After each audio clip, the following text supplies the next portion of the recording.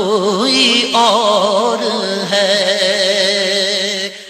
ایک آخری روایت اسی سلسلے میں فضیلت سرکار صلی اللہ علیہ وسلم کے سلسلے میں مزید سماعت فرما لیں، اور پھر انشاءاللہ ہم نبی کریم صلی اللہ علیہ وسلم کے ان حقوق کی طرف آئیں گے جن کو اللہ تبارک و تعالی نے صراحتاً قرآن عظیم میں بیان کیا، اور جن حقوق کو تسلیم نہ کر لینے والا یا تو گمراہ ہوگا یا بعض صورت میں کافر ہو جائے گا۔ حضرت ابو ہریرہ رضی اللہ تعالی عنہ اس کے راوی ہیں، قال رسول اللہ صلی اللہ علیہ وسلم، یہ کہتے ہیں کہ رحمت کونین صلی اللہ علیہ وسلم نے ارشاد فرمایا کہ انا اول من تنشق عنہ الارض، میں وہ پہلا شخص ہوں گا کہ جس کے لیے سب سے پہلے زمین پھٹے گی، میں پہلا شخص ہی ہوں گا۔ فاکسا حلۃ من حلل الجنہ، اور پھر مجھے جنت کے لباسوں میں سے ایک لباس پہنایا جائے گا۔ ثم اقوم عن یمین العرش، پھر میں عرش کی سیدھی جانب کھڑا ہو جاؤں گا۔ لیس احد من الخلائق یقوم ذلک المقام غیری، اور اللہ تبارک و تعالیٰ کی مخلوق میں سے میرے علاوہ اس مقام پر اور کوئی بھی کھڑا نہیں ہوا ہوگا، کوئی بھی ایسا نہیں ہوگا مخلوق میں سے جو میرے علاوہ اس مقام پہ کھڑا ہو جائے، گویا کہ وہ واحد مقام ہوگا جو اللہ تبارک و تعالیٰ نے اپنے حبیب کریم صلی اللہ علیہ وسلم کے لیے مختص فرمایا ہے۔ اگر آپ ان تمام احادیث کریمہ جو اگر آپ مسلسل سماعت فرما رہے ہیں، پچھلے ہمارے پروگرام بھی آپ نے دیکھے ہیں، تو یقینی سی بات ہے کہ آپ اس بات کا ضرور اعتراف کریں گے کہ نبی کریم صلی اللہ علیہ وسلم کو جو بادشاہت، جو کمال، جو فضیلت، جو مقام اور مرتبہ میدان محشر میں اللہ تعالیٰ کی طرف سے حاصل ہوگا، وہ کسی کو بھی حاصل نہیں ہوگا۔ اور یقینی سی بات ہے کہ اس مقام اور مرتبے پہ فائز ہو جانے کے بعد نبی کریم صلی اللہ علیہ وسلم اپنی امت کو معاذ کو بھول تو نہیں جائیں گے، لہٰذا تعلق نبی جتنا مضبوط سے مضبوط تر ہوتا چلا جائے اتنا ہی بہتر ہے، اور میدان معاشر میں یہ تعلق کی مضبوطی ضرور ہمیں نبی کریم صلی اللہ علیہ وسلم کی شفاعت کے قریب لے کر جائے گی۔ اور اس تعلق کی مضبوطی ضمن میں عرض کر دیتا ہوں، یہ بات آئی ہے کہ تعلق کی مضبوطی نبی کریم صلی اللہ علیہ وسلم کے کثرت ذکر سے بھی حاصل ہوتی ہے، جیسے کہ رحمت کونین صلی اللہ علیہ وسلم نے ارشاد فرمایا کہ تم میں سے میدان معاشر میں مجھ سے سب سے زیادہ نزدیک وہ لوگ ہوں گے جنہوں نے مجھ پر درود پاک کی دنیا میں کثرت کی ہوگی۔ تو جو جتنا زیادہ درود پاک پڑھے گا وہ نبی کریم صلی اللہ علیہ وسلم سے اتنا ہی زیادہ قریب ہوگا۔ اسی طرح آپ کے فضائل سننا، آپ کے مناقب سننا، آپ کی نعتیں سننا خوش الہان نعت خانوں سے، اس سے بھی محبت رسول صلی اللہ علیہ وسلم میں اضافہ ہوتا ہے اور یہ تعلق مضبوط سے مضبوط تر ہوتا چلا جاتا ہے۔ اب انشاءاللہ ہم آئیں گے حقوق مصطفیٰ صلی اللہ علیہ وسلم کی طرف۔ یہ بہت ہی اہم ہے اور ان کا تعلق یقیناً اعتقادات سے ہے کہ اگر ذرا بھی اعتقاد میں فرق ہوا تو ہم گمراہ ہو سکتے ہیں یا خدا نخواستہ کفر ہماری طرف متوجہ ہو سکتا ہے۔ یہاں پر ایک بات میں عرض کر دوں کہ بعض چیزوں میں کسی ایک کا دوسرے کے مماثل ہونا اس بات کی دلیل نہیں بن جاتا کہ یہ دونوں مقام اور مرتبہ کے اعتبار سے بھی ایک جیسے ہیں، کیونکہ بظاہر ایک جیسی چیزیں ہوتی ہیں لیکن مقام میں فرق ہوتا ہے۔ دیکھیے ہمارے بھی دانت ہیں، ایک جانور کی بھی دانت ہوتے ہیں، ہماری آنکھیں ہیں، ایک جانور کی بھی آنکھیں ہوتی ہیں، ہماری زبان ہے، ایک جانور کی بھی زبان ہے، ہم بھی ناک سے ہی سونگھتے ہیں، جانور بھی ناک سے سونگھتا ہے، ہم منہ سے کھاتے ہیں، جانور بھی منہ سے کھاتا ہے، اس کے بھی ناخن ہوتے ہیں، ہمارے بھی ناخن، اگرچہ ہم اس کو پنجہ کہہ دیتے ہیں، اس کے بال ہمارے بال، اس کی کھال ہماری کھال، لیکن کوئی بھی یہ نہیں کہے گا کہ معاذ اللہ ان مماثلتوں کی وجہ سے انسان اور جانور بالکل برابر ہے۔ اسی طریقے سے ہمارے نبی کریم صلی اللہ علیہ وسلم اگر کھاتے تھے، پیتے تھے، آپ نے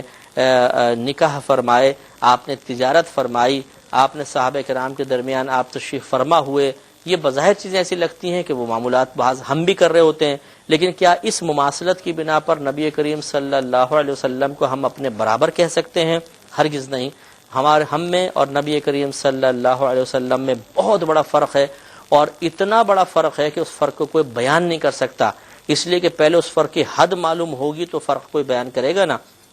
تو ہمارے مقام میں اور نبی کریم صلی اللہ علیہ وسلم کے مقام میں اتنا بڑا فرق ہے کہ ہم اس کا تصور بھی نہیں کر سکتے ہیں۔ لہٰذا اب یہ جو حقوق بیان ہو رہے ہیں اس سے ظاہر ہوتا ہے کہ ہمارے نبی کریم صلی اللہ علیہ وسلم یقیناً ہماری طرح نہیں ہیں۔ پہلے سے جو آیت میں عرض کرنے لگا ہوں اس کا شان نزول یہ سماعت فرما لیں کہ حضرت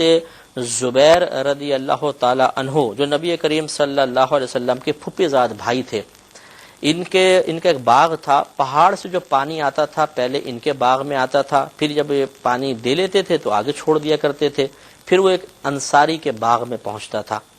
تو وہ انصاری صحابی نبی کریم صلی اللہ علیہ وسلم کی بارگاہ میں فریاد لے کر آئے کہ یا رسول اللہ یہ پانی پہلے اپنے باغ کو دیتے ہیں، پھر میرے باغ تک پہنچتا ہے تو دیر ہو جاتی ہے۔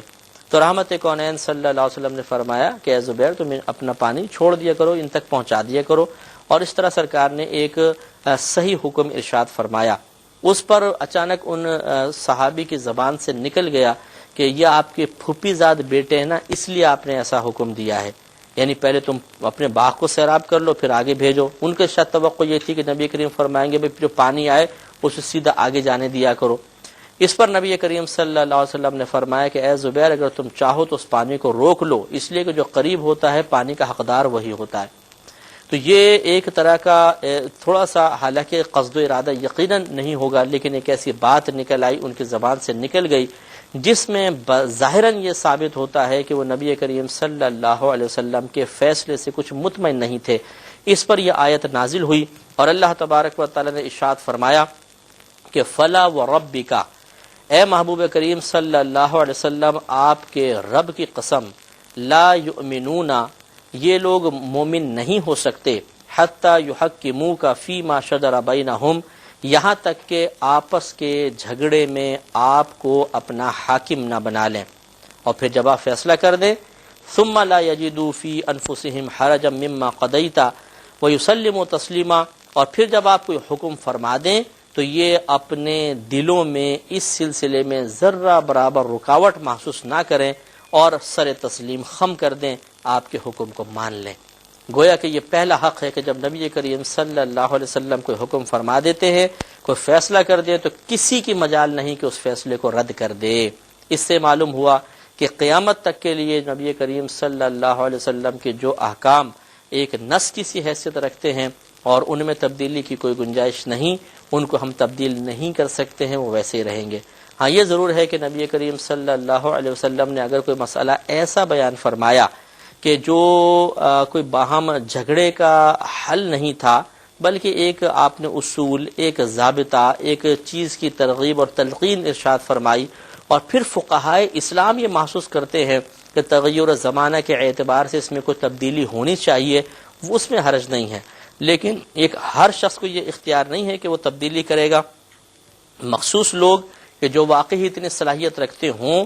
اور ان کو اصول، ضوابط اور قوانین کی روشنی میں یہ بھی معلوم ہو کہ یہاں تبدیلی ہو سکتی ہے تو تبدیلی ہوگی، اور خصوصاً جو نبی کریم صلی اللہ علیہ وسلم نے فیصلے فرما دیے وہ فیصلے اسی طرح نافذ ہوں گے جیسے نبی کریم نے فرمایا، اور ہمارے دل میں ذرہ برابر ان احکام کے بارے میں کوئی رکاوٹ پیدا نہیں ہونی چاہیے، ورنہ اللہ تعالی نے فرمایا کہ لا یؤمنون، وہ مومن نہیں ہو سکتے یہاں تک کہ اپنے باہمی جھگڑوں میں آپ کو اپنا حاکم نہ بنائیں۔ معلوم یہ ہوا کہ ایمان کامل نہیں ہو سکے گا کہ اگر کوئی شخص مسلمان ہے، کلمہ پڑھتا ہے، نبی کریم کو اپنا نبی تسلیم کرتا ہے، لیکن جب اس تک نبی کریم صلی اللہ علیہ وسلم کا کوئی حکم پہنچایا جائے تو اپنے دل میں تنگی سی محسوس کرے،